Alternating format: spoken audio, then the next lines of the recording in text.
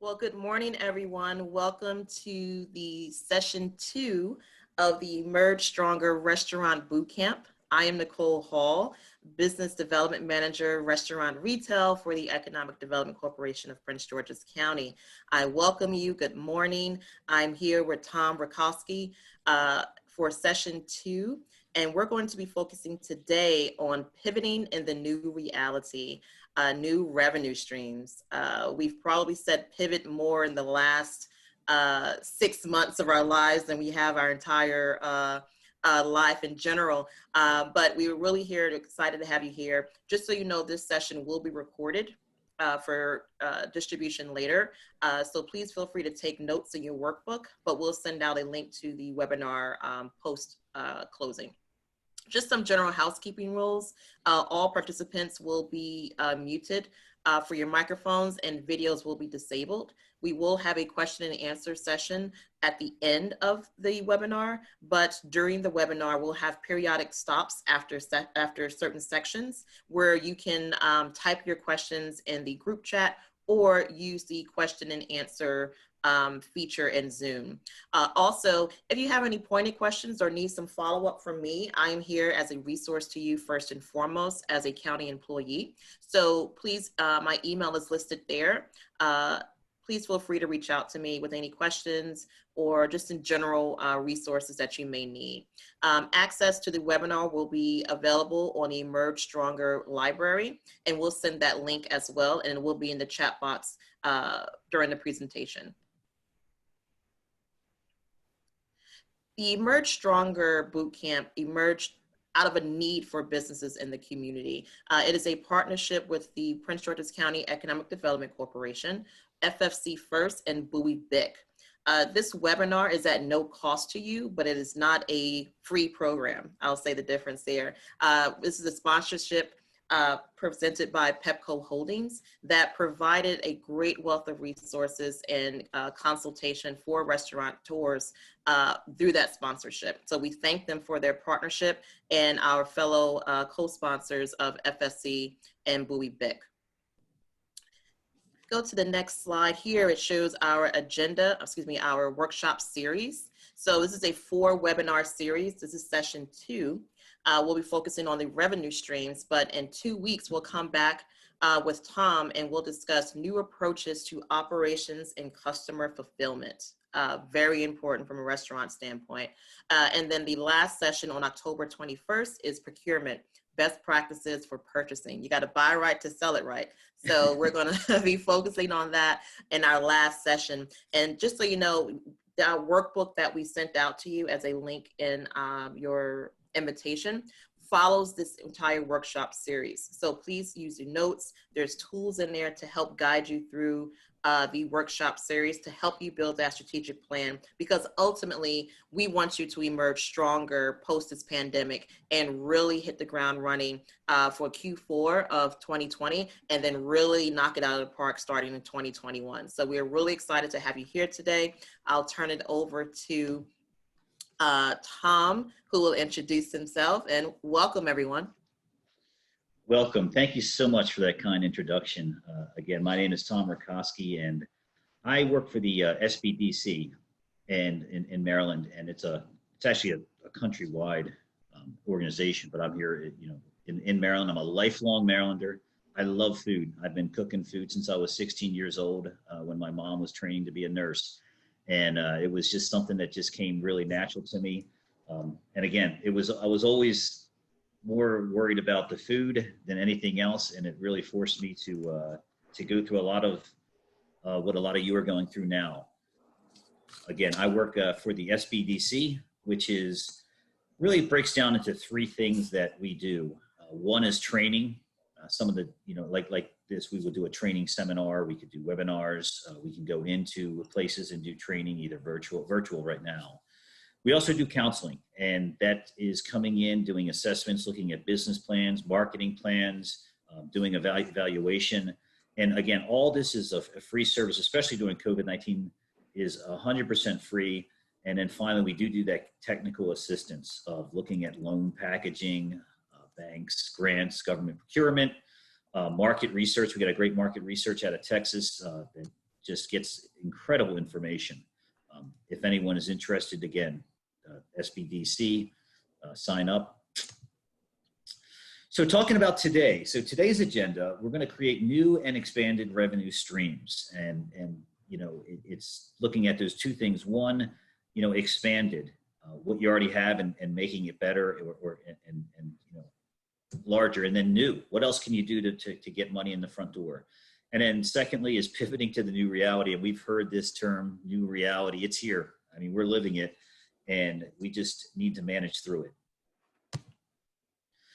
To go back to 2 weeks ago, when we talked about the accounting and financial strategies for challenging times, just to reiterate how important it is to have your financials, in order, just because things are changing every day.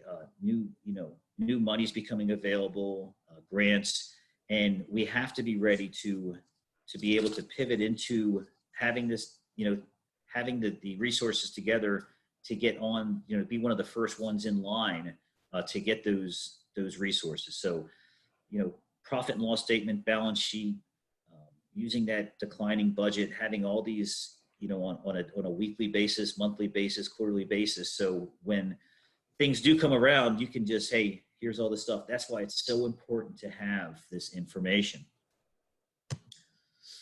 Where are we now? Taking stock. So let's go a little bit farther back. What did it look like? So a few months ago, March, April, everyone felt it. We went through closures. We had supply chain, interruptions. We had inventory piling up.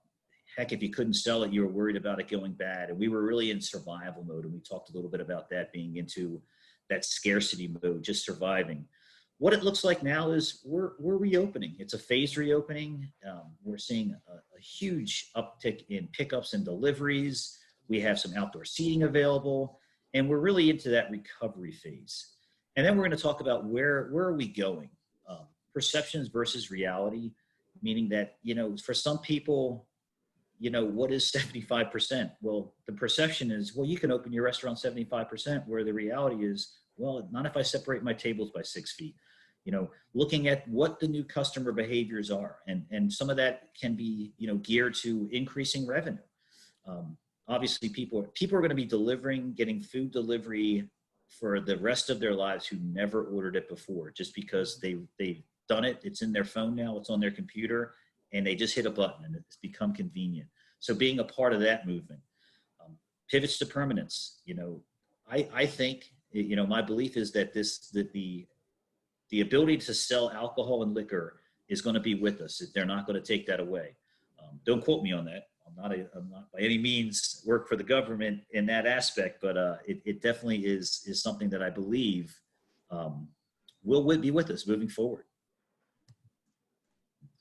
So resources, what do we have out there? What is available to us? What is available to everyone on this call today? And we've looked. There's a ton of information out there. There's all kinds of things inside and outside, from federal, from state, from county. There's industry. There's private, resources. There's non-traditional resources. And I listed some important websites here because things are changing rapidly. And to keep up to date and making sure, that's the real important idea here, is to have these resources at a fingertip. Tap them on your computer so you can check them often, to make sure that, especially even CDC regulations, they're changing constantly. So super important that we have all these, at our fingertips, ready to go. And now, as far as specific to Prince George's County, I'll let Nicole speak to some of those. Sure. Thank you, Tom. Yes. One of the key things that restaurants, as an owner and operator, that I would recommend first and foremost is to, whether it's yourself or a partner that you work with, have someone specifically rolled for checking up on most recent regulations, whether at the national, state, and county level, as well as to the resources that Tom had on the previous slide, checking out those websites of the CDC.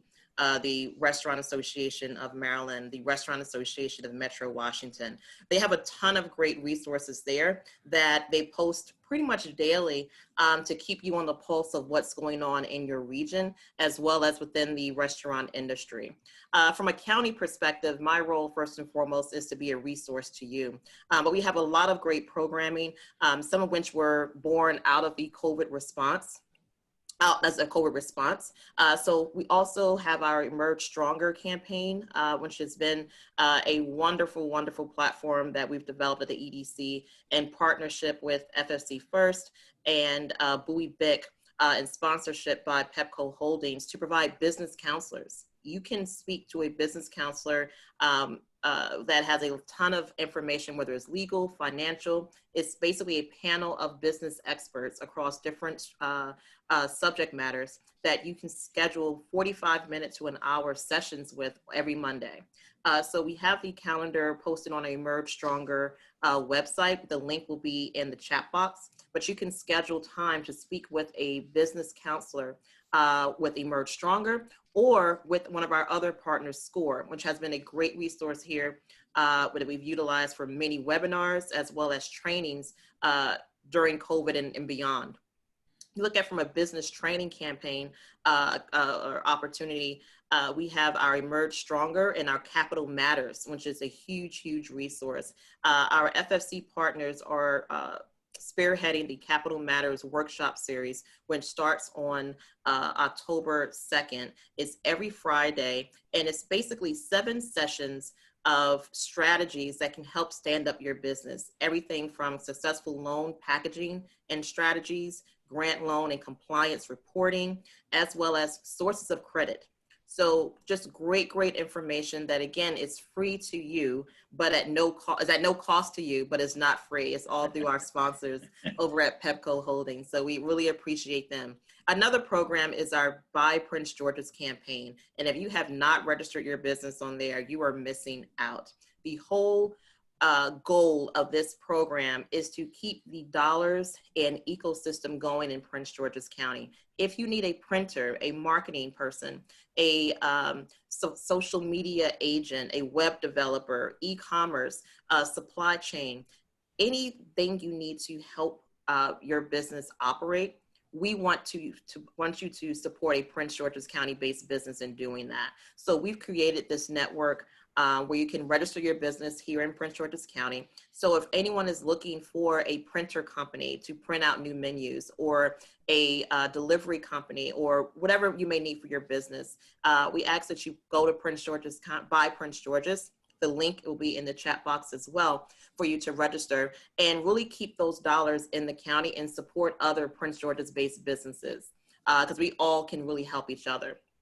Other county resource organizations, if you have not become a member of the Chamber of Commerce, I think they're closing in on close to over 700 members as part of their Chamber of Commerce. They're a great networking opportunity for you to meet other business owners, and this from small to large, from your small one-person, operation, all the way up to larger organizations such as Kaiser Permanente, Southern Management, Care First, that are all members of the Chamber of Commerce. So great resource there. Experience Prince George's. If you're in the restaurant industry in Prince George's County, you need to know about Experience Prince George's. They are the tourism arm of the county So any programming information goes right to their website. So please be sure to check out their site. Again, the link will be in the chat box. Employ Prince George's. If you are in need of great, talented employees to help scale up your business or get back into the swing of things, Employ Prince George's is a free source of workforce services for county-based businesses. When I say free, again, it's not free, it's at no cost to you, but it's all credited, it's all the services they are provided by the WIOA Act. So they have business consultants that we could connect you with that is specific to the restaurant industry, that can assist you whether you're opening a new restaurant and do a grand opening hiring event, or if you're looking to add a cook, a line cook, looking for a hostess, or even a general manager for your restaurant. They can assist you with workforce services and just give a great opportunity there. And then the Economic Development Corporation. We are here first and foremost, like I said, to be a resource to you, whether you're starting a new business or looking to expand your business here in Prince George's County. So we just want you to know, come to us. You have my email address. We can answer many of the questions that you may have. And if we can't, we're going to find that answer for you and really help support your business. So thank you, Tom, for the chance to discuss some of our resources. You kidding me? I'm ready to open a restaurant in Prince George's County. Wow. We can help you. We can help you. I hope you got that feeling that, you're not alone. And the better part of not being alone is people truly want to help.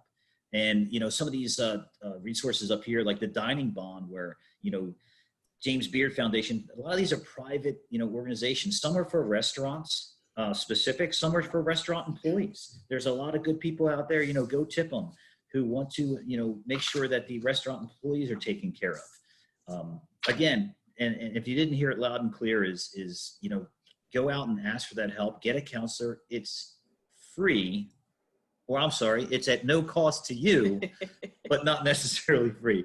But at bottom line is they're great organizations. And again, they want to help. So, it just go out and get some help. It's just so nice to talk to someone, especially someone who believes in you.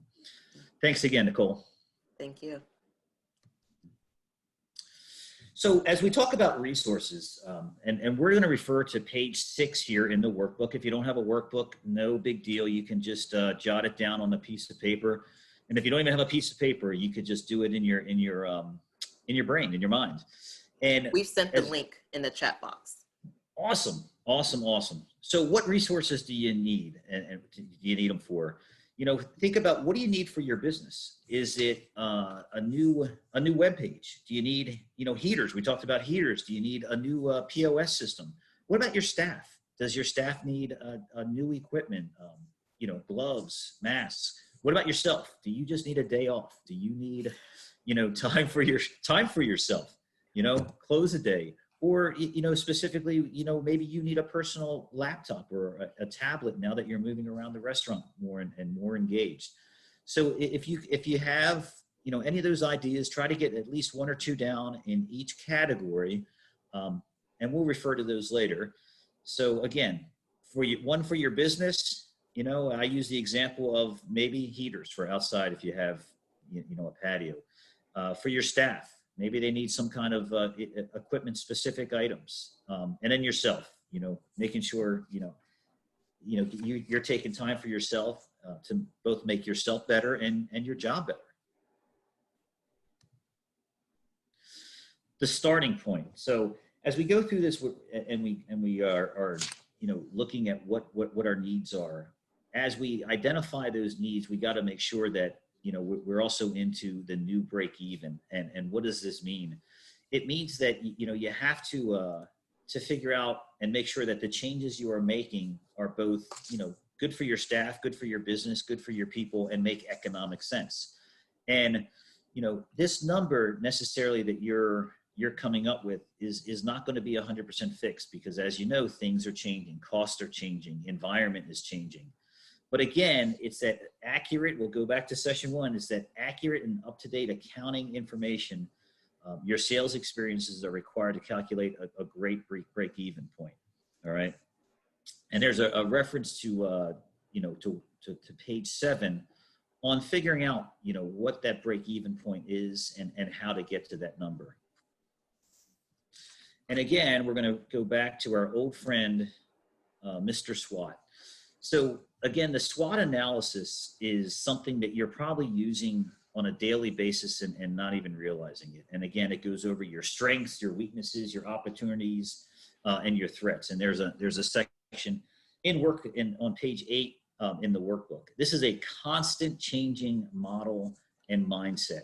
As you're looking at things on a daily basis, as you're adding new items to the menu or taking them away, if you're, differentiating between suppliers, if you're changing, now that you can get more people in seats, how that looks and how that changes on a daily basis, on a weekly basis, and analyzing that is super important. If if you walk away with anything from this page, is just seriously looking at, what a SWOT analysis does for the readiness of the profitability. It's so much better to say, with some sort of certainty that, yes, this idea is going to work and these are the reasons why. And as you're doing these SWOT analysis, you need to look at the resources that you have, your staff, how big do you have a freezer? Do you have freezer spaces? Do you have all the equipment you need to pivot? Especially if you're starting to do a lot of more to-go food or bulk packaging, to make sure you have all that in place, And then looking at also the difference between just spending money and investing in your business. And it's investing in a business, and I think, whoa, investing now. Invest now. You may have to update your webpage to keep people informed, and that's a huge investment that's going to get more money in the front door than you would, so it actually pays for itself. So looking at that SWOT analysis and using those financials to determine, the financial benefits or the financial downfalls is super important, to make sure you're making great decisions. And then as we look at making these great decisions and using the SWOT analysis, creating efficiencies, and the most important thing is just to start small and look at, small ways, like limiting your menu by cutting out certain items that you're possibly not using in multiple different recipes. Cut it out of the menu for now, bring it back, when things are different, or leave it off. But looking at making things simpler, and look what that does also for the staff. You may or may not have the same number of staff. So by cutting the menu, they're able to keep up with the preparation for each day. Looking at simple things like your utilities, possibly, changing light bulbs to LEDs. And it doesn't sound like, well, what's that going to do? Stuff adds up quick. If you can save $100 in electricity and, another $40 in prep and sooner or later, wow, you got $500 a week extra. And now I can get that new website, or now I can hire that new person back. And it adds up. Super important to just look at it on a daily basis. And again, that SWOT analysis is going to help you determine what is, what's efficient and what's not.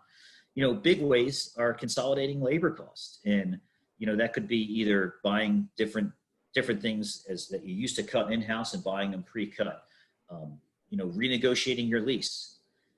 And then you have to look at, when you do have new costs, how they're absorbed. Are they absorbed by you, or are they absorbed by the guests? And we talked a little bit about that last time, but seriously looking at, how that affects. By just passing on cost isn't necessarily the best idea, because you may, turn some customers off.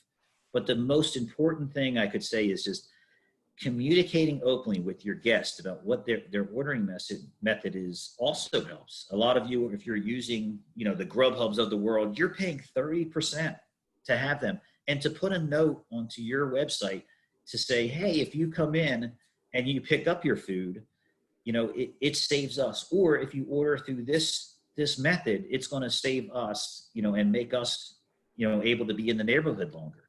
People want to help. And if you, just tell them what is going on in the business, they're going to listen. And I'm telling you, they're going to help you in a lot of ways. So if you haven't been thinking of any questions, start thinking about some questions. You can start putting them in the chat, but I'm going to go ahead into the recap, and then we're going to pause a little bit for any kind of questions that you may have. But remember, resources are not just financial. And we didn't really talk about this too much, but, sit down with your staff, start with yourself, start with the people in your building. And they may have some ideas that will surprise you. I've learned a lot from my staff about, because they're out in the industry also. A lot of times as a restaurateur, I was stuck in my restaurant, but I chose to stay in my restaurant. And, these people are out doing other things, so they're able to see what's going on in the neighborhood, and it may and they may come from farther away and see what's going on in their neighborhood and be able to give you some great ideas. Nicole and I were having a conversation earlier, and she was talking about, different things that restaurants are doing in her neighborhood, and it makes a difference. The next thing is taking action, any action. And, part of the, using that workbook is just starting that process of writing things down, putting pen to paper. It's the first step towards resilience. It's starting to get a plan together. And then as far as a pivot is a change in strategy, not a change in vision. No one's asking you to change what you believe in or change what you want to do. You're still serving food. You're still serving great food. You're still making guests happy. You're still taking care of your staff and your family. And that's not going to change, but it's the way that you go about it that has to change. Nicole, I don't know if there's any questions up on the board. Yes, we do have a few questions. Great. Great section there, Tom. One question is, what is the best method to communicate pivots and change to your guests? It's a great question. I would say, start off with your website. If I'm going on websites right now, as soon as I log on, there's a COVID-19 update, and it puts all the pertinent information up there. Make sure that all the hours across all of your platforms. If you're using a Grubhub, if you're using Facebook, if you're using any platform, that you can get those all to say the same exact thing. And if you don't know how to do it, get someone who can help you. And again, we go back to those resources. The Prince George's EDC, I'm sure, can steer you in the right direction if they don't have someone who can help you directly. And it's so important. Secondly is also in your store. If you're having people come in one door and out the other door, things as simple as great visual signs, arrows on the floor. If you're directing people to certain areas of the restaurant, whether it's pick up or dine in, to direct them. And if you have the capability, I call them restaurant ambassadors. Depending on at your peak business hours, have a restaurant ambassador there who their only job for the hour and a half or 2 hours of peak service is to talk to guests. And if you walk in and someone's there directing you through the restaurant, it makes such a big change. Also, your messaging for your safety protocol. Make sure that's on your website. Make sure that's, and some of the messaging is visual, making sure people have masks on, gloves. That's a visual, communication that is not, it's not, saying you're not talking about it, but it's being able to be seen by the guest. Thank you for that question. Yep, and we just have one more question. Are there specific menu items that are lower cost than others, and therefore we should limit certain types of, or should we limit certain types of offerings? 100%. We talked a little bit about the product. I call it a P mix, a product mix of what is selling in your restaurant, and looking at as far as if it's if the chicken is selling really well, but the price has gone up. You have to use that SWOT analysis to figure out your food costs, and maybe you're changing, the portions of the chicken. If you're using, right now, vegetables, you're coming off of the, into the fall, your vegetables are probably the freshest and, most plentiful at this time. I used a company called Keeney Produce, and they sent out a newsletter. All the purveyors do it, but, understand what's available at the time of year, and really use that as far as, is iceberg lettuce cheaper now, or is romaine lettuce, and changing up that offering. If you're using it in a salad prep or whatever that is. So, yes, 100%. Look at what your purveyors are offering. Look what's in season. Sometimes during the year, ground beef becomes cheaper than chicken, or vice versa, and change that out. Yeah. So, great question. As well as another factor, Tom, and I believe you touched on this during our session 1 for financial proficiency in restaurants, was taking into account labor of your ingredients. So some of those more laborious menu options as well, that could be a factor. You want to take a look at your menu offering for those high labor costs, so things that are much more, a lot more prep work that might drive up the cost from a manpower standpoint. Oh, 100%. And, also the packaging, if you have stuff that doesn't travel well, or you can't get it in a box, someone tried to put this big tortilla bowl in this little box, and it all crumbled apart. It's just not, a smart way to do things. So get that off the menu for to go, and just do it in-house if that's an offering, or just get rid of it or altogether, or get different packaging. But yeah, look at every aspect. And again, it's I beat it up a little too much, but the SWOT analysis, it's just something you're going through over your head. Okay, do I want new packaging? Does it work? What is the cost of that new packaging? Or is it better just to take it off the menu? So again, that's a great tool to use, and thank you for the question. All right, we're going to head on to section 2, creating new and expanded revenue streams. And we'll talk a little bit about, what have one example of a wild new revenue stream, but more, focus on what we should do and think about expanding. So diversifying revenue streams. So as you're doing different things in the restaurant, we'll go back to that SWOT analysis. You're going to be trying new things. And it's super important to make sure that we're categorizing those. If you have a the POS system, if it's easy to put line items in, and you want to run analysis on a daily basis to see, is that new chicken marsala really selling or not? Are people ordering this online? And this way you can see if your pivots are working or not working. And if they're not working, ask your staff, ask your customers, ask them what is not working and why is it not working? And it may be something as simple as, well, it comes in a really, hard to open package. So I just got tired. I opened it, the cheese was stuck to the lid, and it was just like, what's the point? Mm-hmm. So there's something that was a great product, but the packaging was wrong. So as you're doing these different items, hey, why isn't this selling? Ask the questions, analyze it. And again, sometimes it may be, it's not for a to-go business and get it off the menu. Or it may be, hey, this is a great thing. Look at these. We got a winner here, and keep moving it forward. One of these examples of diversifying revenue streams is Nemo's Pizza.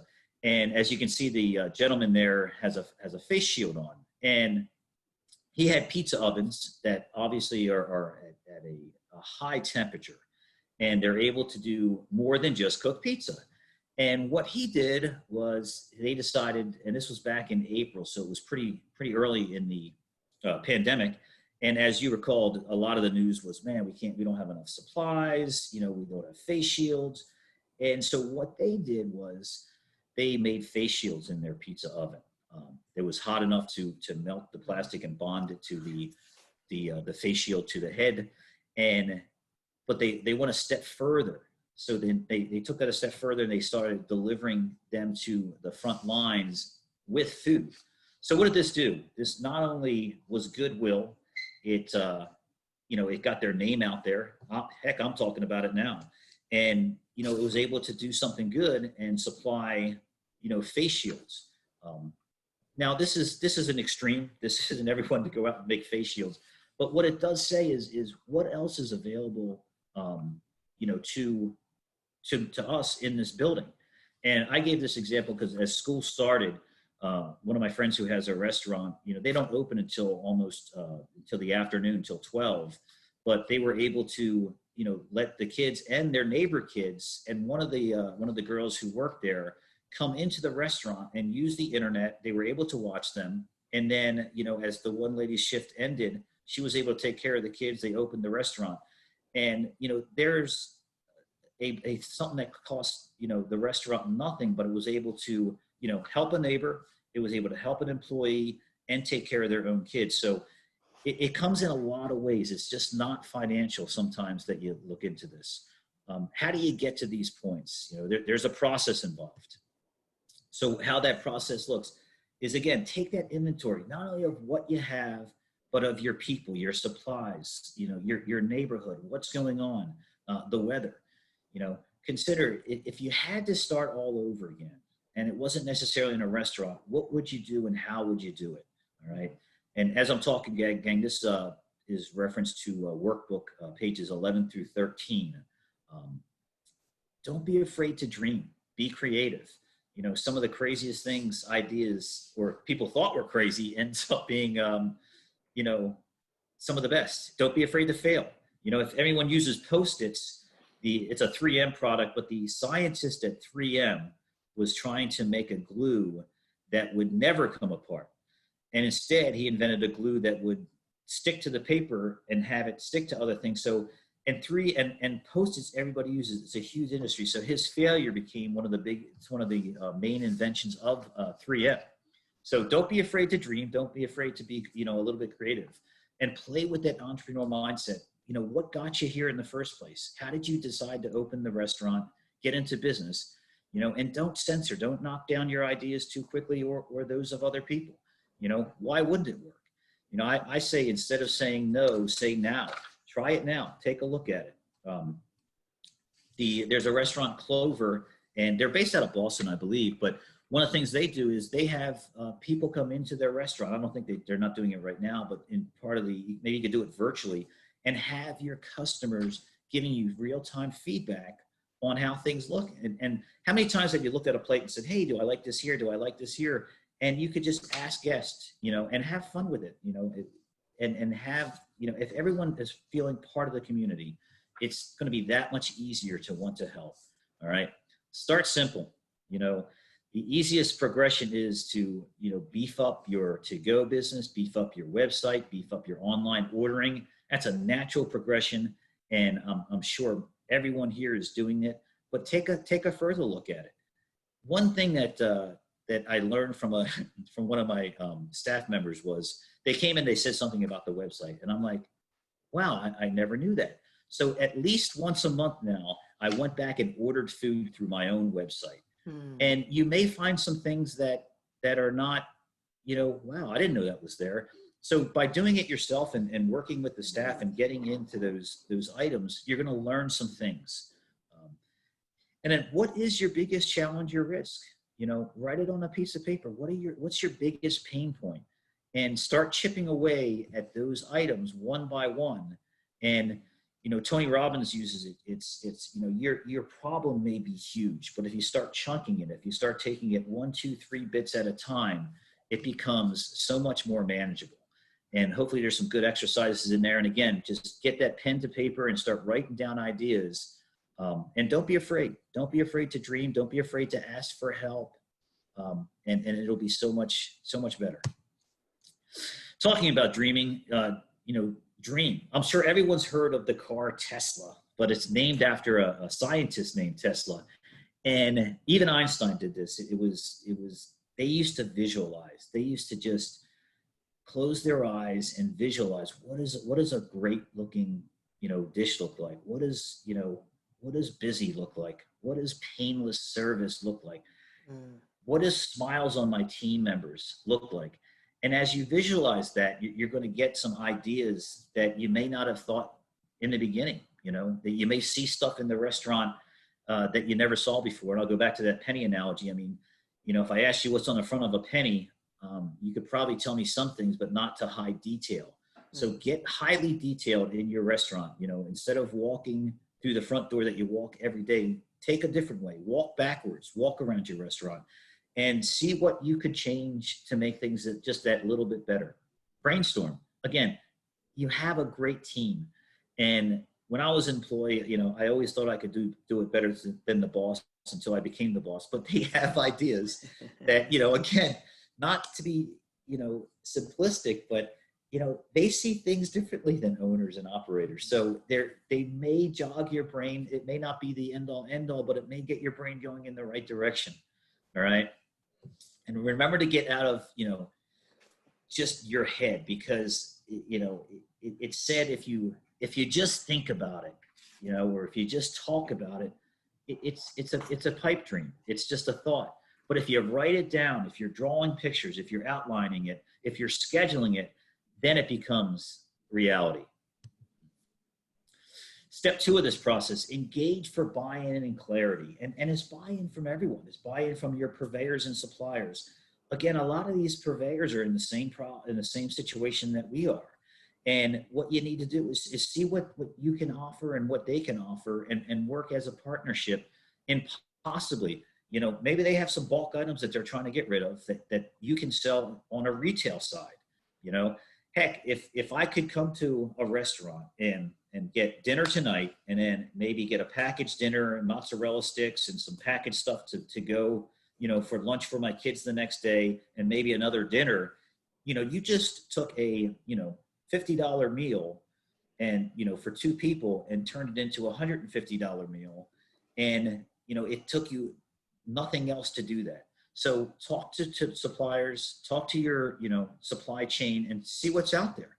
You know, as far as your customers, again, customers are pretty smart, and they really, if you can take pain away from them, if you can solve a need, you know, I will tell you this, and I don't know many things for facts, but I do know that people need to eat. All right. So why not why not they buy it from you than anyone else? If they're going to go to the grocery store, offer those things. And I'm not saying become a full service, grocery store, but offer the things that you already make. If it maybe do it in a different way and pre-package it for them. So, hey, listen, how about you throw, next time, throw it in the freezer, pull it out. You got dinner for the next, for Wednesday if you're selling it on a Monday. Um, Making it easier for the customer interaction, go contactless as possible, having all this messaging online, having, payment online, having directions, and just making things easy for the guest. As far as, asking guests what they like, what do they, if they want your sauces, as far as put them in a bottle or different packaging so they can make stuff at their house. Why not? Right. And other businesses, maybe you could partner off of other businesses as far as, as space, as far as, if a place is opening for next to you and they're breakfast only, but you're dinner only, using their patio or using their furniture, expanding your space and vice versa. And, talking to the property owners, maybe that building that you're in has vacancies that you could open up, in the meantime for more spacing, because 75% seating, 50% seating, you still have to be 6 feet away. Maybe you can, have their space next door that, it's not being used. So there's a few ideas. So keeping on with the process, step 3, test and refine. There's our good friend, Mr. SWOT analysis again. All right. What are your true delights? There may be someone on your staff who makes things that you weren't aware of. Maybe they make a great brownie, and now you can start selling brownies if you weren't a big dessert place. Looking at your opportunities, what unmet needs, especially in your neighborhood, do people have that possibly, you're just not, you're overlooking, and you can get this information from both your staff and from your guests. All right. And again, I'll say it again, replace no with now. Take that first step, put it out there. Experiment is key. Risk from failure is less than risk from inactivity. Again, the guy from 3M, his risk from failure made millions of dollars. So, don't be afraid to act. And if it doesn't work, try something else. Again, this is why the importance of the SWOT analysis is that you got to keep the motion. You got to keep moving. You got to keep refining. As we all saw, who would have thought we would be here today? But if you didn't change, if you didn't move, you wouldn't be here. You'd be out of business. So keep the motion, keep the wheels moving. And remember, you won't ever necessarily feel ready to pivot. And the important thing is it always feels like you could, maybe prepare another day or do something else or have a different thing. I'm a firm believer in implement, then refine. And we'll go back to that question is communicate. If you're communicating at a high level with both, your staff, with your customers, then it's going to make them want to help you more. They're going to be more understanding. Hey folks, we're trying something new. We'd love to hear your feedback. If it's a pain point for you, then do this. I even saw, a message the other day on the door, hey, we 100% enforce our mask rule here. If you don't have a mask or can't wear a mask because of medical reasons, please call us and we will bring it out to you. We will send someone out to help you. So it's taking that pain away from the guest, taking that pain away from the customer. It's filling a need. Really important idea here. So here's a story about a pivot. And this is the Barcita story. And this is more of a traditional pivot that probably everyone here has done. They were a sit-down restaurant only. And as you know, this is actually a restaurant, I believe it's in Los Angeles. And Los Angeles shut down. So you couldn't even go to restaurants. But this is their actual message on on their website now, and I'll read it to you. Dear friends, we are still closed for dine-in service. We are open for takeout and delivery from 12 p.m. to 8 p.m. daily, which you can order here. Also, please consider purchasing a gift card to help fund our commitment to maintaining all of our employees' health insurance, including those currently furloughed. We are so grateful for your support. Please take care of yourselves and each other. And what a great message. And it doesn't talk, you notice that they're not talking about policy, they're really talking about, the empathy of and what people can do. So if you can appeal to, being part of the community, it is so much more important than just, giving people, this is why we can't do it, but this is what we're doing to help. And it's a great message. And they're still in business. They're still quite successful. And they've also now opened a retail side, selling a lot of their items retail to go, even their drinks. So really important concept here is, we saw the one extreme is, making face masks. And this is the more traditional. This is the natural flow, expanding your to-go and making sure that it's seamless. Again, creating and expanding your revenue streams. All right. Again, that immediate need, the most natural pivot in your business, it's going to be that takeout. It's going to be that delivery, but make sure that it's 100% seamless. Make sure it's the best it could be, from the ordering process to packaging. All right. Some of the other things that you can kind of enhance what's going on, your digital maturity. All right. Making sure that your website is up to date and maintained across all platforms, so that the message is consistent. Again, you saw how that one restaurant put things in there that you really want. Let them know that coming in and picking up the food is the most profitable for you. It's going to help you out the most. Let them know about gift cards. Let them know that, tipping is okay. It's fine to express all these important ideas. So people, again, they want to help. Make sure your online ordering platform is exactly where it is. And again, that may be streamlining, getting rid of some of the items that don't work or travel as well, to make it easier for your staff, to make it easier for, the folks that are coming in. Some of the other, as we're going down this line, we got the takeout, we got the delivery. Okay, what's the next step? Looking at those grocery items as far as, what can you add into the package? Hey, would you like some if you didn't do to go, canned products, or bottle some of your sauces, bottle some of your, if you have great lemonade or you're making things, what can you also send them in addition to just the meal that they could possibly use the next day? Offer those complete meals. Also, hey, if you love our product, we are now offering it to go. Pop it in your oven. It'll be ready in 20 minutes, so you can have, the great food not only tonight, but tomorrow night. Mm-hmm. Again, alcohol delivery. I really believe that this is going to be around for a while. But if you saw there are some jurisdictions now, and they're allowing alcohol delivery to parks. So again, keeping up to date on what's going on is super important. So in-house sauces and dressing, that's a no-brainer. Most people are coming to your restaurant because of the great food. And there's a study out there from January to, they do a study every 6 months. And this is from the Toast, if anyone uses Toast as their POS. But what they discovered is the number one reason that people came to a restaurant was the quality of the food. Well, even in June, after everything that's going on, the number one reason still is the quality of the food. So you have to have great quality. And one of those important things is having great packaging. All right. What meets customer expectations? Everyone's in the business to meet customers' expectations. All right. They still expect that excellent quality of food. But now in this June study, what's changed is they have a new heightened expectation. One is attention to cleanliness and safety. And it starts with the messaging on your website to make sure that it's up to date with the latest CDC guidelines that you're adhering to. The new priority is ease of pickup experience. It's more important than ever.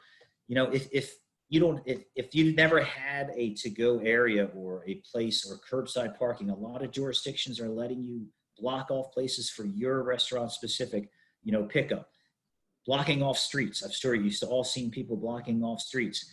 And if it's not an easy place for you to get to, make it easy for them and put all that messaging in the website. Hey, park here and we will bring your food out. And being, community and social conscious, everyone's going through these same issues, teaming up with the community, teaming up with talking to the local, in your case, the Prince George's EDC, to let them know, hey, we're having this situation. We have nowhere to park for our guests to pick up their food. And they're going to be able to steer you in the right directions or come up with some really good solutions to get word of mouth about offerings. At most, I go to new restaurants, mainly because people tell me about them. So the better the experience, the better the word of mouth is going to be. So 100% making sure that all these areas are both, seamless and easy for you and your staff. Getting into the continue with this enhancing the customer experience is your products. Again, it was a great question earlier. Know what your most profitable items are, not historically, but now, because things have changed. And possibly adding little extras to that to-go order to make their experience that much better. Know why customers choose these items. Is it just because convenience, because you're close, or is it your signature dish? And if it's your signature dish, obviously you'll be able to get a little more pricing on a signature dish. If it's just out of convenience, then, you got to watch, how much, because you don't want to, alienate guests and make them feel like, oh, they're just gouging us. You never want to do that. But a signature dish, you obviously can get more money for. Reducing the menu size for ease of delivery and to go. Again, we talked about this a few times and it was a question, making sure the menu, and what that does is it makes the whole guest experience easier because it's limiting so many pain points. It's limiting pain points for your staff. It's limiting pain points for yourself. You're not having to order too much. There's not as much prep. The decisions are easier. And put that message on the website. Hey folks, I know that your shrimp, Parmesan is not in today. And, we've decided to take that off the menu. And these are the reasons why. And people understand that. Less labor intensive items, it may be a signature item, that shrimp Parmesan, but you have to take it off because it's so much labor involved. And guests understand that. Hey, we don't have the staff that we used to. And focusing on those items that travel and reheat well, putting reheat directions on your website or in the bag, and making sure that when they get home, it's like, oh, wow, look at this. They actually put I'm sorry, not the ingredients, they put the directions right onto the page, and it makes it so much easier for them. And all these little things can also be enhanced, as the people are coming in and picking their food through these interactions. If you have the time, or as the time allows, have those conversations with the guests. Hey, what do you like? What don't you like? Hey, I threw this in there for you. Hey, did you know that we're doing bottled sauces now? Hey, do you like that sauce? You can get that to go now. So letting them know that those products are available, the things that got you where you are today. And then we get into a little more of the service. To go and deliver your still experiences. Again, when people, it's a totality of the whole experience. It's the ordering. It's, getting the food either delivered or coming to pick it up and then getting it home and eating it. It needs to be the same experience. They got to feel like, wow, how did they get this? How did they get my favorite restaurant in the whole wide world in this little bag? The service and that experience starts before the customer even has their food in their hand. TGI Fridays, everyone's heard of TGI Fridays, probably one of the iconic, restaurants in the time to really, heck, they made a movie about it. And what they did was their whole concept was smiley. Every point of contact with your guest, you have either a smiling guest or a not smiling guest. And if you take that approach in your whole service model, it'll change things. When you log onto your website, are you smiling or not smiling? When you order your food, are you smiling or not smiling? When you're looking at the website, are the pictures not necessarily happy pictures, but do they put it, wow, this is great. Look at this. Oh man, one button, I'm here. Oh, look, Oh, I can use PayPal. And all these things are so easy. All right. And if your guests are smiling when they come to your door, if they can find parking easily, if there's no parking, they can call you. All these little touches. All right. Your digital ordering, your pickup times. If you want to, if if you don't have the staff to hold, to hit those peak service times, then change your model, turn off your Grubhub, turn off your, that aspect of it, and focus on what you can do, and communicate that, hey folks, from 5:30 p.m. till 7 p.m. we are no longer offering Grubhub, we're doing pickup only, and these are the reasons why. And if you get that one off, maybe you can make an exception for them. Encourage the repeat customers by robust after sales engagement. Look at your Yelp reports, look at any kind of emails, putting messaging not only on the receipt, but maybe on the bag. And you can also do, and we'll talk about this in the next seminar, but as far as like engaging with the guest through surveys where they're getting, a 10% off or something added, an added value for doing you a service. And that return on investment is just incredible. And you get so much valuable information, and also you feel a part of the neighborhood. You feel like, hey, I'm engaging with the guests. And people who engage with restaurants are I don't know the actual sticks, are very, more, they're going to they're going to be raving fans. Also, outside of the box, maybe, through contests, but you're selling more than food and beverage. You're selling a feeling, you're selling an experience, you're making memories for folks. And maybe, you can offer different ideas like naming a dish. Maybe they get to name a dish for a month, or have those webinars or cooking shows on Zoom, have people sign up, and, for that they get, a free meal, or they get 10% off, or they get a gift card. Offer online cooking classes, see if people are interested. Again, try it out. And this may be I know it will cost, you guys some, but maybe offer that free, because now people want to try this food. Wow, that was so nice. And when someone gets something for free, they feel almost obligated to come back and pay something. Reach unreachable guests, because now you're in a neighborhood and people are staying home more. And, where they used to be, get dinner at their office down, somewhere else outside of where they live, now they're here. So selling that continual meal, like I always say, like pizza night, right? Hey, every Friday night's pizza night. Well, if you're not a pizza place and you're a burger place, make burger night. Hey, Tuesday's burger night, and get those repeat guests and make it theirs night. So you have guaranteed business and you have repeat guests, and it's just such a great feeling. Outdoor and socially distancing movie night. Again, here it is, partnering with, your local, communities, and see, hey, why don't we do a movie night? We're getting close to the end of the season here, but it's still possible. It's still possible to get those screens up. It's actually a little easier because it's the sun setting earlier and you can get the movie screen up earlier. So it's looking at these different ideas and really making an experience. Wouldn't it be, people are going to talk about, I saw a movie while I had dinner last night at this place, and people just, they love these things and they share them, and it's just going to get people excited about your restaurant and what you're doing.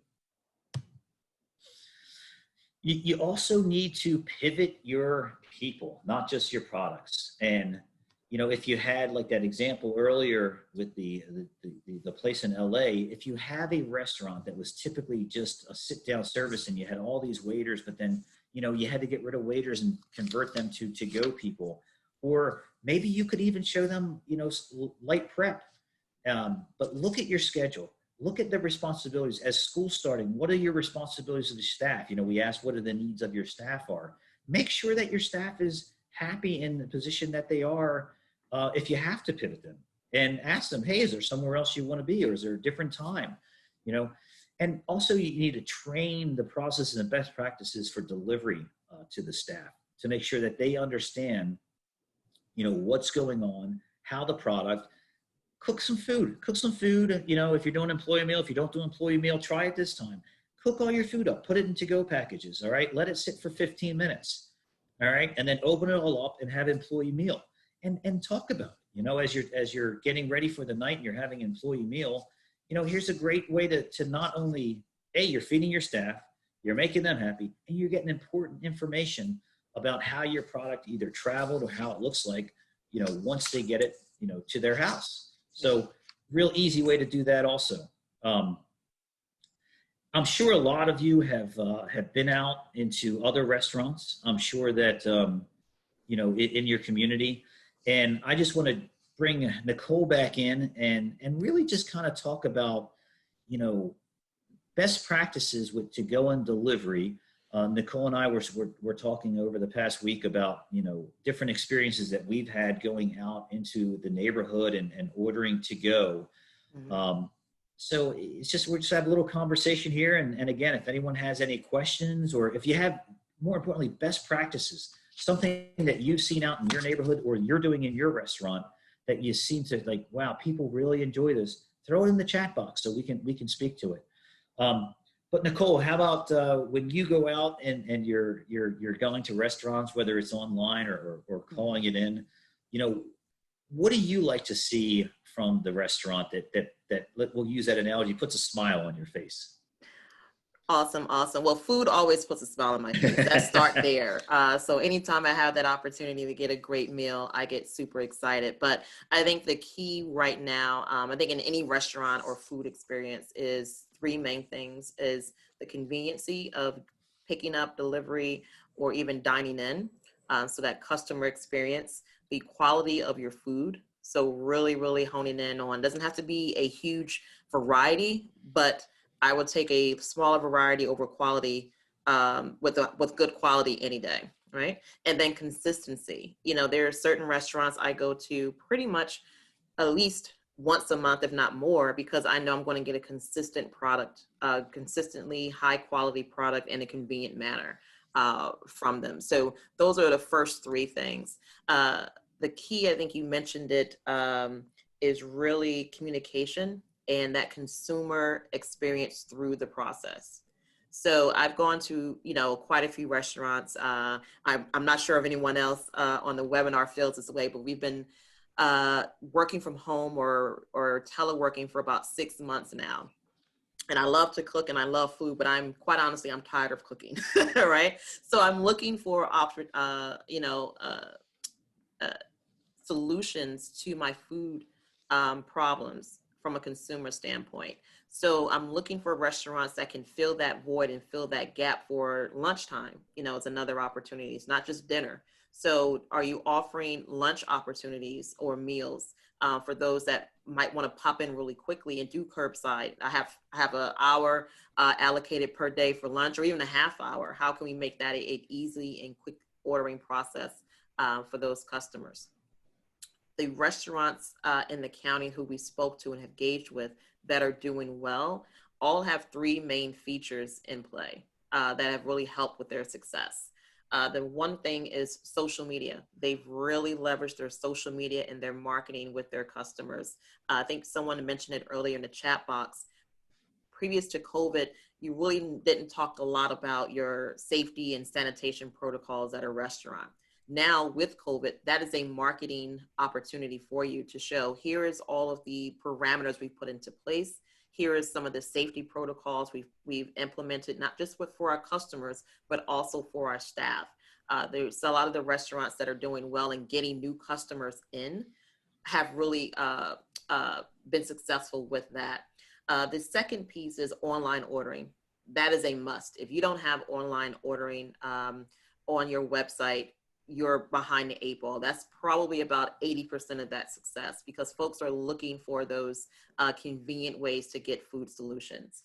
And the third would be family style meals. Huge opportunity there. I'm a family of 4. We probably eat like a family of 10. But so I'm looking for those bulk meal options that I can bring it home, reheat, or that travels well. To Tom's point, how is what does your packaging look like? There's certain foods that travel very well, and there's others that it just doesn't work unless you get it in-house. So really taking a step back and analyzing your menu and how can you translate that consumer experience that you typically get in dining to the home experience. One quick example I'll give you is my family, we love sushi, and we get sushi probably once a month. And my husband and I, like I said, we eat like a family of 10. We typically get a sushi boat, which is basically this giant boat. It's a huge like event at the restaurant, and you feel everyone looks around and they're commenting on, oh wow, that's amazing, the other guests. So it's an experience that the restaurant gives you with like 5 different specialty sushi rolls. And how do you translate that to an at-home experience? So the restaurant, thank goodness, they're still open. They're doing to-go orders. And what they've done, instead of having, you can't give every guest at home a boat on their sushi roll. But what they did was I went to go pick up the food, and they actually reconfigured their restaurant where they have a to-go window, drive-through window. And I ordered online, paid, and I'm sitting there looking through the window, and I see this beautifully wrapped tray with, cellophane and ribbons and things of that nature. I'm like, oh wow, that must be a catering order, completely just waiting for my order. And I ordered a dish in the sushi boat, and she picks up the beautifully wrapped tray and she goes to hand it to me. And I'm like, oh, what is this? And she said, it's your sushi boat. And I was like, oh, wow. And it was beautifully, I have a picture. I took a picture of it and I posted it on my social media and just really and tagged the restaurant. But it made me feel so good. It was a Friday night, it had been a long week. And it really just lifted my spirits having this beautifully cellophane wrapped food tray, sushi tray, to take home to my family. And it really just gave me that same kind of excitement and experience to eat. And it was, had all the accompaniments, your, wasabi, your ginger, everything was in there. It was packaged beautifully and it was delicious. And it really kind of got me back to that in dining experience that a lot of us are missing. So for restaurants, how can we, and as part of that pivoting, keep that in mind, because folks are missing that. A lot of times we're such in a rush and we're just trying to get dinner on the table. We miss that dining experience. So it was great that you mentioned that earlier, Tom. That's a great story. And just to think about, here's a guest who left the restaurant and then engaged online, and how many people saw that. And then our job as restaurateurs is to follow up with that, engage back to them. Hey, thanks for reaching out. And that just goes exponentially across the internet, how many different people, and it may not pay off today, it may not pay off tomorrow, but it's going to pay off down in the long run. So yeah, so just, making sure from start to finish, your menu, your packaging, and I just go back to this kind of seamless service. Mm-hmm. If there's no friction getting your food from ordering to home, look at you, you had a big smile on your face the whole time you were telling that story. And that's the key. To I'm put getting smile sushi today. That's why. Awesome. You got to give me the secret locations. All right. So I really do appreciate your time and kind of giving us a real life, example of what guests are going through. That was great. And then one thing, Tom, just really quickly that I'll add, and I think you mentioned this earlier, is just that seamless ordering process from start to finish. You can have a great online process where I can pay online, I can see the menu, I can tip online, I get a pickup window, but what's that end process of picking up in store? Is it curbside? Is it takeout? Do you have a dedicated location, to your point earlier, for those customers who've ordered online? So that way it's seamless in store as well. So you want to continue that consumer ordering process and engagement through the food transaction, including them getting it home. So just keeping all of that in mind, to your point earlier, looking at that full process and making sure you're giving the best possible service at all times. Yeah, 100%. And as the weather's changing now too, you need to be aware that, about your outdoor seating. If you do have heaters, if it's a comfortable place outdoors or indoor, that message is clear. And then having a backup plan. People are eating outside and a thunderstorm rolls in. What's your backup plan to get them safe or wrap their food up to go? So 2 little side notes, just real important in understanding that the whole total experience and how that experience might change and how you may have to react to it. Yeah. One of the Thank you, Ruth, for your comments in the chat box. She mentioned COVID sanitation certifications for team members. Yeah, 100%. And that can be also, that can be a more formal where you get a third party, but I would do it in house. I would just, again, you got the CDC guidelines and going through, with your people and making sure that they understand this is the protocol. We all went through our training in house. We made it happen, and that's great. And that's something that doesn't cost any money out of pocket that you can do as a team and make it fun. Again, do that. Make some food for them and analyze. Record it and post it on your social media and market instead of marketing. 100%. Yeah, that's great. Yeah, don't be afraid to share. And one of the other ideas that I've seen out there was a tasting event. So the whole, all your marketing right now should be focused on customer acquisition. So bringing new customers into your restaurants, right? So one restaurant that I know of, they actually did a partnership with a local vineyard. So the vineyard typically doesn't make food. They have the wine, they have their kind of bar, but they don't serve any food there. They usually partner with food trucks. So what this one restaurant did was that they did a tasting menu. To your point, I believe you said earlier, Tom, about introducing new menu options. And what they did was it was all socially distanced. This happened back in, I think, beginning of August. So it's still nice outside. And the vineyard has a nice outdoor event space that they're spread out. They sold tickets online where you can come in, you'll get a glass of wine paired with the tasting menu. And the restaurant basically did a tasting menu of a appetizer, a salad, a entree, and then a dessert. And you had two selections on each of those items, each of those meals. And it was just a great event. It gave people an opportunity to test new menu items. They gave feedback to the restaurant, or I like this, I didn't like this. And it gave exposure for that restaurant because they sold tickets, they marketed it out. There was a partnership with the vineyard, so they were to tap into the customers that typically go to the vineyard.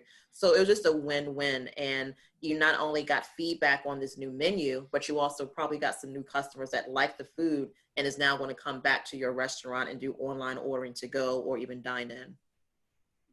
That's a great call. Great call. I'll add my final one on this whole thing for to go. So we ordered to go food, and in the to go bag was this. And the reason I talked about making brownies was, I guess someone on their staff made brownies, so they had put a brownie on there and said, "Hey, this is just a thank you for ordering. I know times are tough."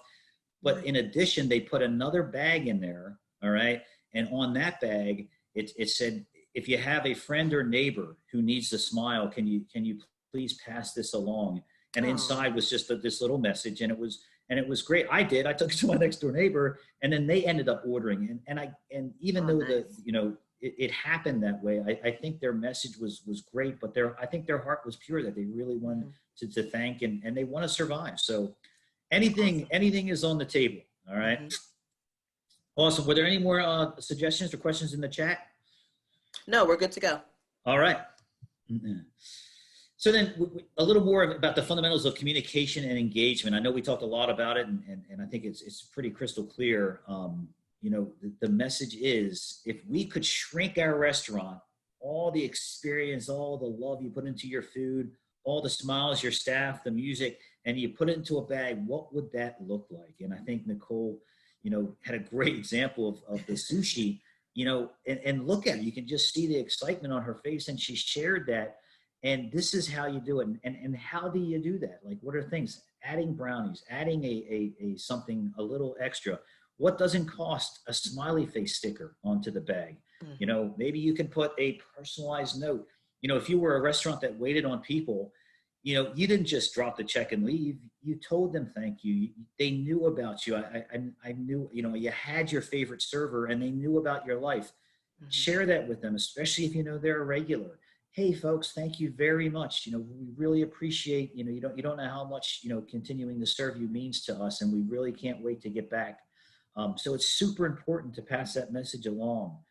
And then whatever your pivot is, you got to exceed expectations. And we talked a little bit about, what an expectation is. And if you think about it, everybody wants to exceed expectations. And if your expectation is to get the food you ordered in a timely manner, in a packaging that's convenient, in a convenient way, then you've met their expectations. So what can we add? What is that added value? And again, it's that personal touch. It's a note. It's an email. It's a Twitter shout out. It's whatever it takes. It's a picture. It's what you're doing for sanitation. It's hey, just whatever it is. If you have, a lot of these POS systems have a lot of information inside of them. It has, folks' birthdays. It has all this information that you can add value to their experience by putting little things in the bag. Again, any little thing that identifies your experience that is, particular to your restaurant, how do you expand that and put it in the bag? All right. So yeah, if everyone had, I don't know if they still do it, but when you open up your shirt, it always has inspected by, number 17 or whatever. Yeah. One restaurant is doing that with their staff. Your order was inspected by, so-and-so. I took every care to put it in here. If there's anything that I missed or you'd like to see, and it had, the information to call the restaurant back. And it really just lets people know that, wow, these people are really going out of their way to make this, and it means a lot. And I think Nicole talked about this, make the total experience easier. And it's the whole experience. It's from where do we find you? How is your ordering information? How is your website? Is it pickup? Is it delivery? Do you have outdoor seating? Have your hours changed? How do you pay? Can I pay online? Can I pay in-house? Are you doing, how do you make that home experience? Reheating the food. Putting the reheating directions in there, or directions on how to reheat it on your website, but easy so people know. If they do give you any kind of feedback, feedback is the champion. It's going to make you better. If it's great feedback, explode it, shout out, enhance it. If it's negative feedback, fix it, call them, make it right, and you want to create an environment where the customer and the employee never have to ask anything. It's just boom. Okay. Well, there's an arrow. Oh, there it is. To go food. Oh, there's my, oh, that's, and it's seamless. It's oh, here's where you park. Oh, okay. Here, park here, call this number, pick up food. Always tell the customer what's coming next and when. All right. If there are delays, and we are going to have them, it's better just to tell them what's going on. If you're so overwhelmed in your restaurant, and you have to turn things off, have that message up there. Folks, we're experiencing extreme high volume, and your satisfaction and quality of food is number one importance with, and safety. Therefore, we are shutting down our online system until, we can get up to the level of service that you and I expect. And that's perfectly fine. People appreciate that. I would. And maybe they, to redo their time. Hey, let's go do something else for 15 minutes. Or, you know what? I don't mind. I'm going to go get an ice cream cone. Whatever it takes, and maybe that's a partnership there too. Hey, if you're already on your way, have a partnership with someone in the neighborhood, if it is an ice cream place or something else that you could, possibly transfer that business at that time. And remember, whatever your pivot, maintaining healthy environments and safe operations are key. And we talked about that before, but it's super important and worth mentioning again, is you need to not only do it visually as far as, on your website or in signs, but also through your staff in a way that they're wearing their masks, that it looks clean, it smells clean. And if you're doing anything, Nicole, that's great. If you're having a training session, put that training session up on the thing, make it available and make it fun. So people understand that not only because it is, as I said, that January to June survey, the importance of a healthy environment is number 2 or number 3 now, depending on which survey you're looking at. So it has to be front of mind. Again, I hope, the theme of is you're not alone. There's a lot of help out there, but, it has to be action. So please, hopefully we have some more questions out there and Yes, we do. Oh, awesome. One of the first questions that popped up was, my restaurant has slowed down due to COVID, and I have outstanding inventory. What are some ideas that I can use to manage that inventory? That's a great question. You know, hey, look at what it is as far as inventory. I would start with my staff. I would start with, hey guys, what kind of dishes? What do you think we can make? If there's that demand for that retail outlet, can you package it and sell it retail? If there's a, if there's a demand in the messaging for a bulk purchase, meaning that, as Nicole said, she has a family of 4 that eats like 10. Hey, you know what? We are now offering, packaged meals for up to 4 people. And so, 3 ways: retail, repackage it and sell it retail, or sell it as a family style meal, or make a completely new dish and get that messaging. Folks, we know we just want to do taco night here on Tuesday. And, we're going to do $1 tacos, with every order. Or possibly incorporate it into, your family meal if you do a family meal for your staff. So a lot of different, but it's a great question. And I know a lot of people face, changing inventories, and that's some ways that I hope. Anyone else has any ideas, throw them in the chat. Another question that came up, a restaurateur says, I feel a bit overwhelmed with the amount of information and stress of my business. What's the best way to get started to pivot? Yeah, what a great question.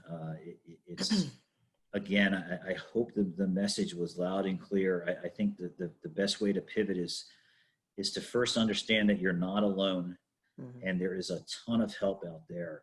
And the first step is always, writing down what are some of these basic needs. And I'll say it again, write it down, put it on pen and paper so you can look at it, share it with yourself, share it with your staff, share it with, a counselor, and just get all those ideas flowing. And people will just start, what do you mean we got this? Hey, why don't we try this? Hey, why don't we go ahead?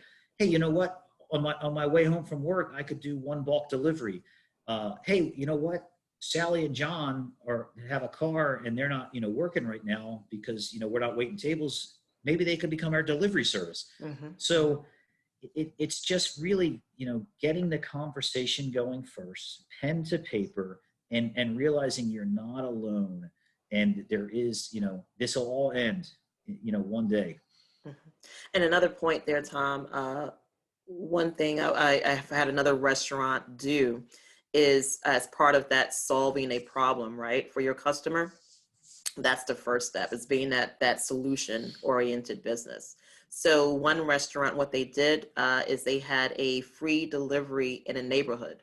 So at different nights, so say it's Monday, Wednesday, and Friday, they picked, I live in a more of a bedroom community. So there's HOA associations. So what this restaurant did was they reached out to the different HOA associations and said, okay, we'll offer free delivery to your neighborhood for your homeowners, and we'll give you a menu. And what we'll do is we'll have a delivery window. We'll deliver between 5 and 6 for anyone in this development for free delivery. And here's the menu. We'll order ahead, you pay online, and we'll have a pickup depot, outside of the HOA office or wherever it may be. And it was just a great way to get new customers, as well as a cost-efficient way to get food to those consumers who were looking for dinner options. Everyone has to eat dinner. So it was just a great way to get those new customers, solve the problem, and do it in a cost-efficient way where you're doing 1 bulk delivery of family meals to a neighborhood. So that was another great option I've seen out there. And I'll add also that it's efficient for the staff also, because typically you can prepare all that, ahead of time. Your probably slow time is at that time, that 5 to 6. It probably doesn't really start getting busy till after 6. So you've just, that's a win-win situation. And if you're not doing that, you might want to consider that. Great idea. Great. One of the others questions was, am I covered through my insurance for outdoor seating that may be available by the town or the county? Yes. So it's again, a really thought-provoking question there. I am not an insurance expert, but what I will say is definitely, you know, get someone who has that knowledge, because that's something I didn't think of. So whoever asked that question, thank you. And you know, look at what your policy says and have that conversation with whoever that person is to make sure, you know, and talk to the jurisdiction, because you know, and make sure that you understand everything that they're offering. Maybe they are offering, you know, certain levels of insurance because it's no longer on your property, it's on the street. Yeah, that's I would need to look at that. Go ahead, Nicole. Yeah, one of the, from a county perspective, we actually rolled out our temporary outdoor seating area permits back in, I believe, June, where we streamlined the permitting process for restaurants to extend their dining rooms to an outdoor area, whether it was a patio, a street, or a sidewalk. And one of the criteria is you need a letter of permission from whomever is the owner of that space. So whether it's a county space, your landlords, or whoever it may be, you need to get a letter of approval. And with that should be also the liability, outlining from a liability standpoint how that insurance is covered, not only just for your guests, but also for your staff who will be utilizing that space, as well as your equipment will now be in that space. So that's a major component. Awesome. One of the other areas, and we'll wrap up because I know we're finishing up right around 10:30. So this is awesome information, Tom. One of the other questions that came around was, what are some ideas for surviving the winter months where there's limited capacity and no outdoor seating? Yeah, so I think, Nicole, like things that you just said, you know, reaching out to any kind of homeowner association, you know, apartment complex, especially those dense areas that make, you know, delivery of food, the family meals, the bulk packaging, you know, the retail. And then, you know, looking at when you're doing that SWOT analysis and break even point, you know, looking at, okay, well, you know, this is where I'm doing the bulk of my business, and maybe reducing those hours as the sun goes down sooner, you know, your volume of business is going to change typically with that. And just, you know, cutting an hour here, shaving an hour there, adding bulk delivery. So you're going to increase, you know, make up a little bit of that revenue for the outdoor seating, and then also cut some of those costs by reduced hours and reduced menu products. I think would be a great way to start. Great information. Great information. All right. I think that is all of our questions. Thank you so much, Tom, for all that great information. Truly a dynamic presentation there, and thought-provoking for some areas. I think not everyone will think first of mind of how to pivot, especially when you think about pivot, you think product, but also your people and services. So that was a great information. Thank you again to our participants.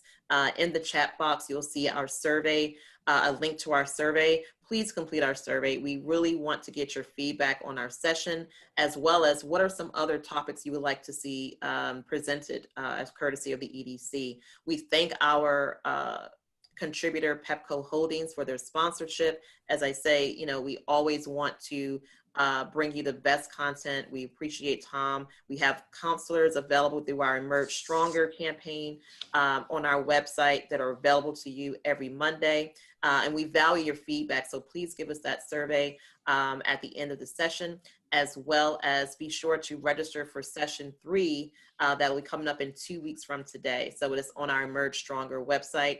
It's in the chat box, and we appreciate your time, and have a wonderful day, everyone.